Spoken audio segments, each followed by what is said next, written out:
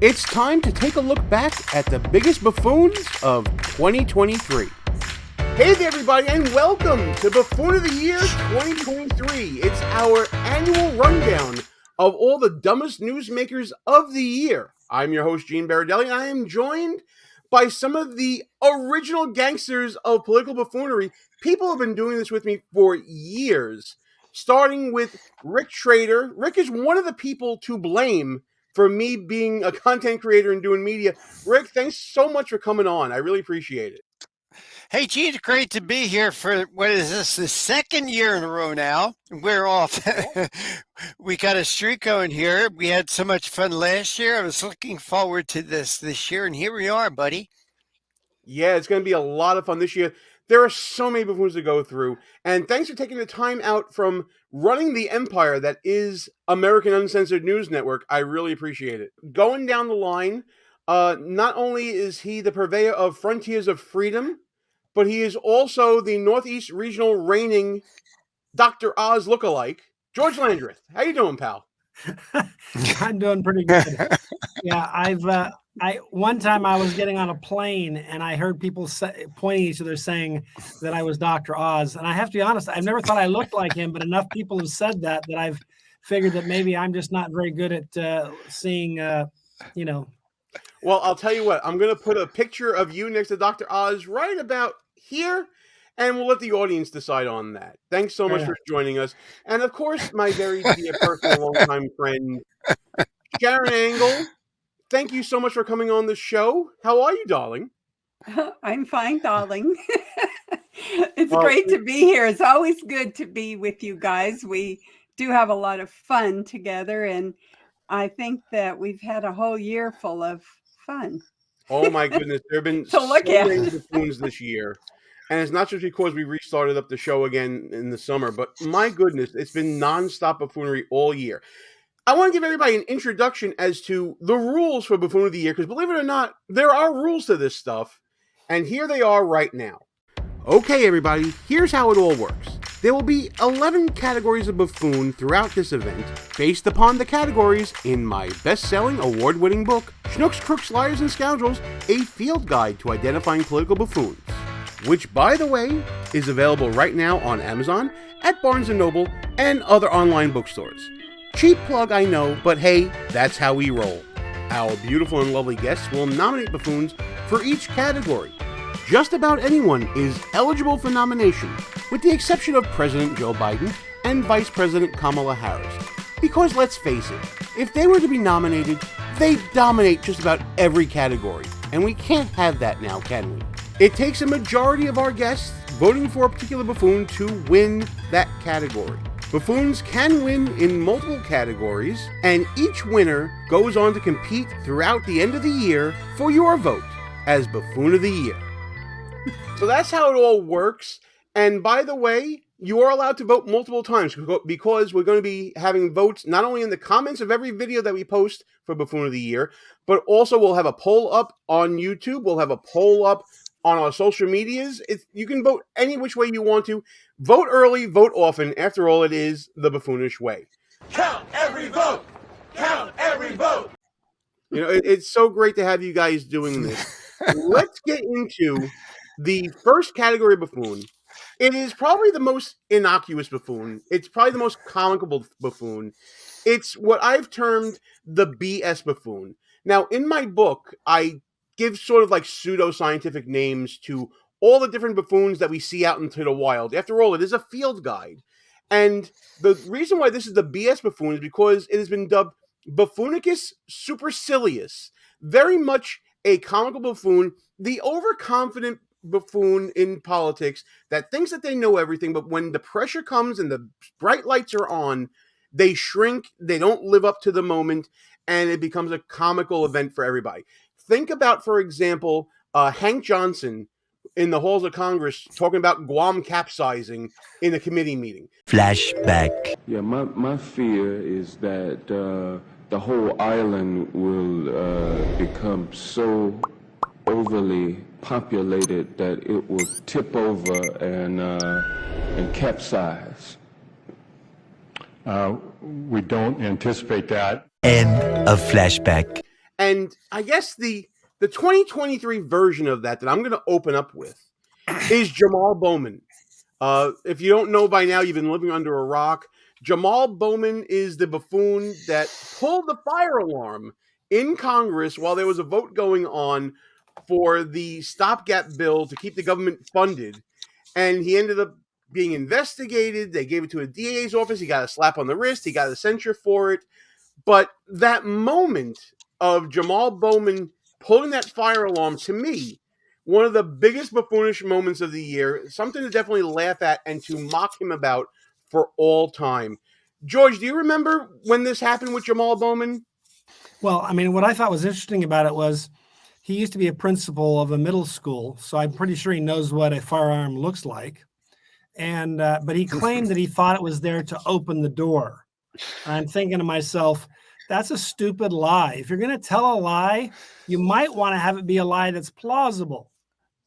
You know Absolutely. I mean, like if I wanted to, tell you a lie, it wouldn't make a lot of sense to tell you that I've served for the last 6 decades as the president of the United States. That sounds a tad suspicious. I mean, I'm not a fan of lying, period, but I'm just saying if you want to be an effective liar, and I'm sure that Jamal Bowman aspires to that, then start telling lies that actually aren't laughably stupid. Like, I pulled the fire extinguisher because I thought it was going to open the door. You have to learn how to lie correctly someday. But don't do so, Sharron, when there are cameras focused on you. Did he not know that there are cameras all over the Capitol, especially on the emergency exit doors? Well, you and I know it. We can't go there and visit without knowing it. Of course he knows it. This was, I think he gets my vote, basically because he needs to at least pay a fine. And you and I would probably spend a little time in jail. They would have come, arrested us, said, what are you guys doing? What are you really doing? And I don't think they would have taken this BS answer on their little... I absolutely agree. And nice their little write-up. They would have said, come on. We need a full disclosure here, Jamal. That's a separate crime. Yes. It's a separate crime. By the way, he was charged with a misdemeanor. He received what they call an adjournment conditional upon dismissal, which means if you keep your nose clean for a couple of months, we're just going to make the charges go away. But Rick, I want to talk to you about the uneven-handedness in Congress in response to this. The Ethics Committee just gave him a slap on the wrist. They're not going to investigate into this. Well, Gene, before we get into that, I think we ought to make a couple other nominations for this category. I think we should nominate Joe Biden and Kamala Harris for this prestigious award. Can we do that, Gene? Are we allowed to do that? I wish we could, but we played the rules. They're not allowed. They're exempt. Rule number 1, follow the rules. They are treated as buffoon emeritus. They are just...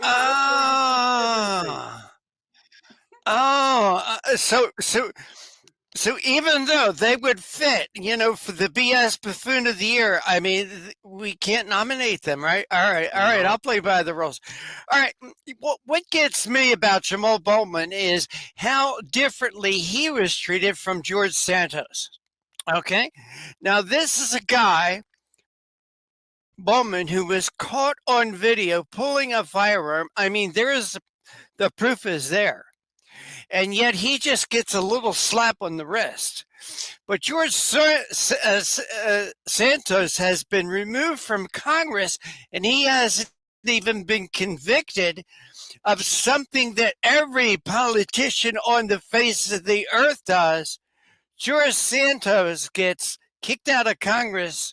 Jamal Bowman here gets a slap on the wrist. That's what I think the irony of this is, Gene.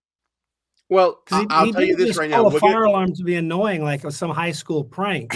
He actually did it to prevent a vote on the floor of the House, because what he wanted to do was to force a government shutdown, because he thought that a government shutdown would benefit politically him and his party.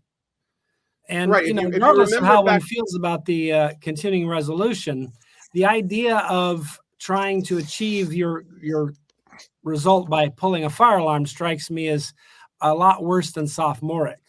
Well, there's a reason why it's illegal to do that. It endangers people. What if they're stampede in Congress? I mean, there's a bunch of folks up there that are just freaking out. I think we have a freak out award even.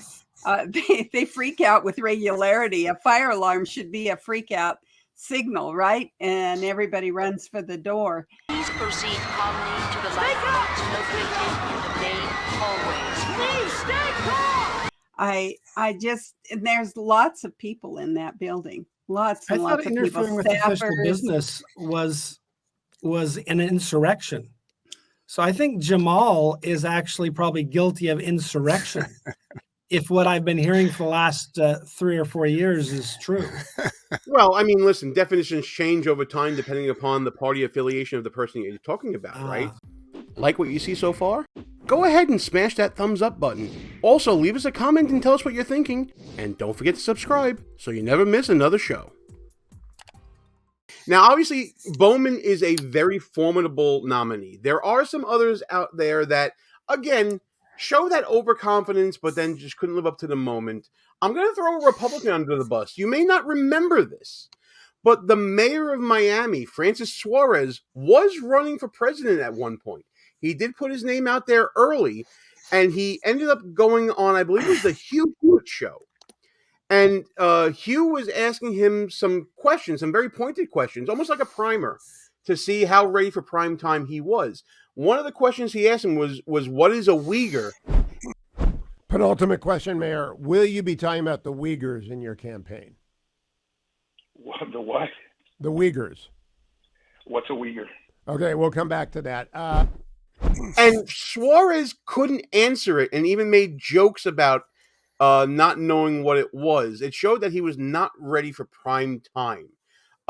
Obviously, it's not to the same degree as Bowman, but what do you guys think about Francis Suarez? If anything, does he even show up as a blip on your radar? Well, in fairness, because of the way it's spelled, he may have seen it in writing and knew what it was if it had been spelled to him. But when the way it's pronounced and the way it is written are two totally different things. So maybe there's the source of the confusion. I mean, I don't know. I don't know enough about him to know how well informed he is. But occasionally I've noticed that people who do a lot of reading but don't necessarily hear the pronunciation will sometimes use words correctly, but they'll mispronounce them. They understand a lack of preparation as well. Sharron, you've run for office on a statewide scale, and you're probably the closest expert I have right now to talking about the preparation necessary to bone up on all these issues. Is this a case of just having the wrong people around you, maybe? Oh, I think that is part of it, and the other thing is not listening to your people. You do have folks that are constantly making you aware of issues, and especially if you're thinking about a presidential run, you need to be up on international policy. And obviously somebody didn't get him informed, he didn't do his homework, he didn't ask, or someone actually dropped the ball. And you just can't make those kinds of faux pas on national TV. I remember when the lady that I was running against for the primary actually said that people should trade in chickens for their checkups. Well, that went national. Flashback. Change the system and talk about what the possibilities are. I'm telling you that this works. Before we all started having health care in the olden days, our grandparents, they would bring a chicken to the doctor. They would say, I'll paint your house. They would that's the old days of what people would do to get health care with their doctors. Doctors are very sympathetic people. I'm not backing down from that system. End of flashback. It just, you just can't make those kinds of mistakes and not pay a real high consequence on the national arena. I hear you. So now, as being the woman in the arena, just to follow up to that, and I want to get Rick's thoughts on this as well. I want to know, when you're faced with a question that you're like, I don't know if I know this. Is it okay for a candidate to say, you know what, I'm not so aware of that. I'm going to go back and do my homework on it, and I will follow up with you with an answer later. Is that something that can be done? or does that show a sign of weakness as well? No, you can do it, and you can do it in a kind of an evasive manner by saying something like, "Could you be more specific?" Okay, and then have that person explain to you a little bit more. When you say, "What is a Uyghur?" I want to know what you want me to understand about Uyghurs before I answer your question. So get them to give you a little more detail, and sometimes that'll kind of jog your your thinking, or they may be coming to a specific point which you want them to do. You shouldn't just be so quick to answer a question, any question you're given. You need to have more detail, because you're going to give an answer that you think they want rather than the answer that they're going for. You know, that is really good advice. And that's a little pull behind the curtain for everybody out there. When you're vetting candidates, look for these little things and see how they respond to questions that they may not know about. Rick Trader, there are so many candidates out there that are so not ready for prime time, and they get into office and they don't know what the hell they're doing. What do you look for out of the candidate to understand that, hey, this person's got their you-know-what together, and maybe they're worth my vote? Well, I want to mention Francis Suarez, because you mentioned blip on the screen. I mean, this guy is such a small blip. He shouldn't even be on this screen. I mean, you know, when you talk about blips on the screen, we should talk about Joe Biden and Kamala Harris. Here we go with this guy again. You know, I have to protest. I still think they should be in this category. You know, but this guy, you know, thank you, Gene, for reminding me who this guy was. I mean, again, we blip on the screen. Where's the blip? I sense a run in the show. Great nominee. I sense disturbance in the force. Maybe. Stay tuned. Stay tuned. Same bad time, same bad channel. Then it all started to go off the rails. Oh, well, you know, you ask about what do you look for in candidates. The guy who I find very entertaining, and I'm still trying to figure him out. And I think I'll figure it out after I figure out how to pronounce his name, is Ramaswamy. I mean, did you hear him the other night at the debate? I mean, he had the best sound bites of the entire evening. Do you think that Vivek Ramaswamy is in over his head, and comically so? Sharron, I'll start with you. I think so. You know, I think everybody that's on that little tour that they're doing without Trump is a without Trump.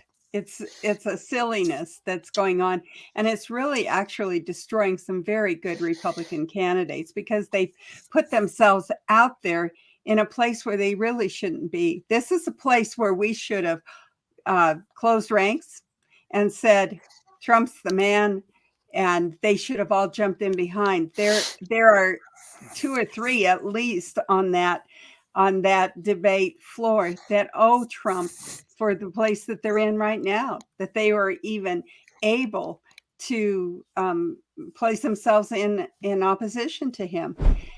Is all 3 of them have been licking Donald Trump's boots for years for money and endorsements. Ron DeSantis, you've been a great governor, but you would have never been one without actually begging Donald Trump for that endorsement. And you attacked him in your book a year ago. Same thing with Chris Christie as a lobbyist, begging them for COVID money for his special interests in New Jersey, prepping him for the debates last time around. These people are now Monday morning quarterbacking some decision he made. And so I think that they should all have just closed ranks behind him. I think Vivek Ramaswamy, he's wanting a vice presidential nod. That's what he wants. That's what he's there for. And I think that's why you hear him speaking more praise for Donald Trump than he does actually for himself. Sometimes he's Trump's boy, and you can kind of tell it. And I think that that's what he wants out of all of this, is just to be the vice president. Rick, what you got there? I know you wanted to jump in here. Well, yeah, I kind of agree with Sharron. I really, Sharron and I were talking about this on the Conservative Commandos radio show the other day. He's not running for president. Ramaswamy is not running for president. He is either running for vice president or a cabinet position, maybe secretary of Congress. Or, this is a rich guy that's got every toy in his garage you can imagine. He's got so much money, he doesn't know what to do with it. He wants the stage, he wants to view his opinions, and there's no bigger stage to view your opinions on than running for president of the United States. I want you to tell everybody about American Uncensored News Network. It really has taken such a giant leap forward in viewership, and I'm so proud and happy for everybody involved with it. Well, AUN, the American Uncensored News Network, is a little project that we started a couple of years ago, and on a shoestring, on a budget, and that's the way I roll. That's the way I really like things to do. And one thing about AUN-TV is the great shows, and I'm so proud of the shows that we've been able to attract to our network. Shows like The Stone Zone with Roger Stone, You Should Connect On with Brigitte Gabriel, Denish's podcast, The Joe Messina Show, More Money with Stephen Moore, James O'Keefe Media, Washington Watch with Tony Perkins, Colonel Alan West, Steadfast and Loyal, American Political Zone. I could go on and on and on. And the question that I get from people is, how was I able to attract these people to the AUN-TV network? And well, it was easy. We just told them what we were doing, that we were creating a conservative, faith-based network, something to the far right of Fox, and they just wanted to be part of it. So I'm really, really grateful for that they want to become part of AUN-TV and the success that we've had. It's been absolutely amazing. I watch it on Rumble every day, especially during my lunch breaks at work. I just tune in, and it's always there for me. I'm always glad to see all the great programming on there. Tell everybody how they can watch AUN, whether they're online or maybe even other methods. Well, if they're in the broadcast range of our 11 broadcast TV stations in Northern California and Nevada, best way to find out one of the stations is go to our website, AUN-TV.com. That's AUN-TV.com. But if you're not near one of our towers or one of our transmitters, on our website, there is a link that they can copy and paste into their browser, where there's a little button there they can click on. That'll take you right to our 24-hour day, 7-day-a-week live stream on Rumble. Which is how I watch, being in the People's Republic of New York. So listen, guys, check out AUN-TV.com. Go to Rumble to check it out if you're not in any of the viewing areas listed on the website. I guarantee you're going to find some show on there you're going to fall in love with, you're going to become a fan of, and you're going to not be able to live without. So, and like I said, Rick is the reason why I'm doing what I'm doing. We met, oh my God, how many years ago is it now? It was 2011. It was 12 years ago. And I was doing a little friendly podcast, and look at me now. It's so great to have you guys doing this. George Santos, was he in over his head when he got caught in all these lies that he got caught in, and doing the whole alleged campaign finance fraud that he was doing? And he wasn't ready for the backlash from him conning all of the Republicans in Nassau County. Is he a BS buffoon? And I'll start with you, George.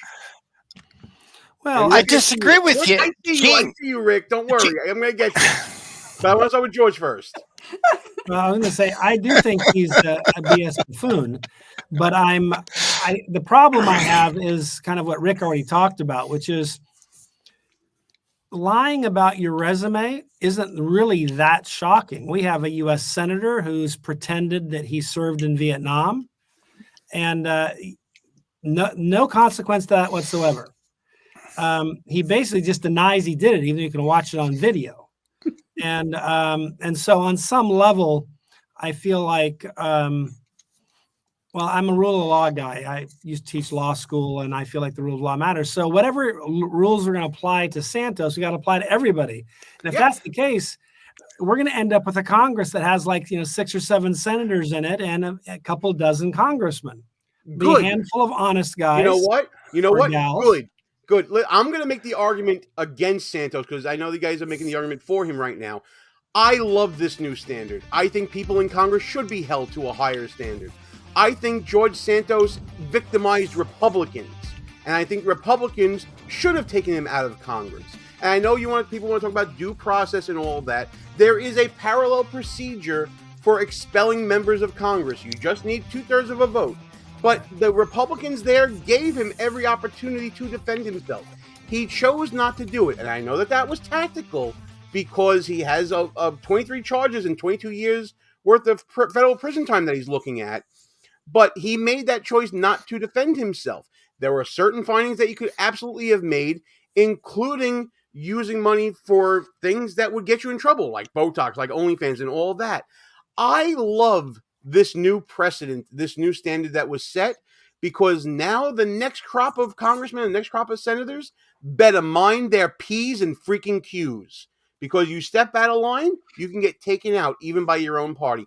I love this. Well, I don't disagree with you there, but my problem is I don't think they're going to do that. They just did it with him, and he's going to be a one-off. But you're right.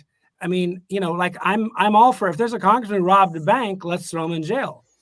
But I'm not only wanting to go after the one congressman who robbed banks, I want to get them all.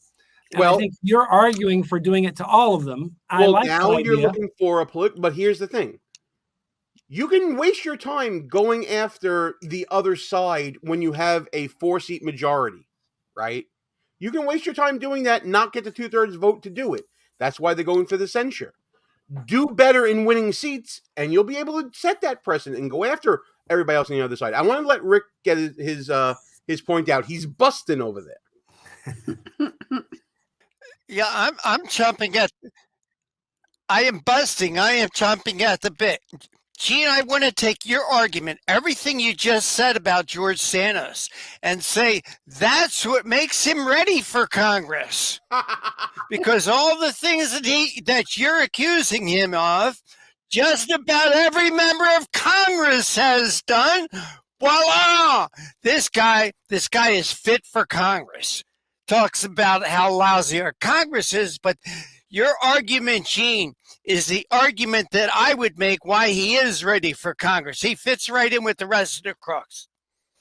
Well, remember, I'm the guy that wrote the book about getting these people out. How could I not take this position with him? You know what I mean? Right now, we have enough nominees, I think. Let's award the BS buffoon. Sharron, you can start us off. Ladies first. Jamal Bowman. He gets my vote. All right. Even though I made a little bit of a case for Vivek Ramaswamy, I think, Jamal hands down, stupid. And stupid is as stupid does. He gets my vote. The best description I heard. Rick, you can't vote for Biden or Harris, but you got to vote for someone else. Give me who you got. Well, I protest. I'm taking my toys and going home. If I can't vote for the candidate of my choice, I say my due process to vote for who I want to is being taken away from me. Isn't this America? I'm sorry, I thought this was America. Listen. But with that being said, I'm going to go for Bowman. Okay. Listen, outside of the four corners of this screen is America. This is my world. George, who you got? I'm going to go. I've already tipped my my hand here. I'm going to go with Jamal Bowman, Mr. Fire Alarm, the fire chief of Congress. All right, I'm going with him as well. That's a 5-alarm award right there for Jamal Bowman. Fan-freaking-tastic. And just like that, we have our first participant who is eligible to be Buffoon of the Year.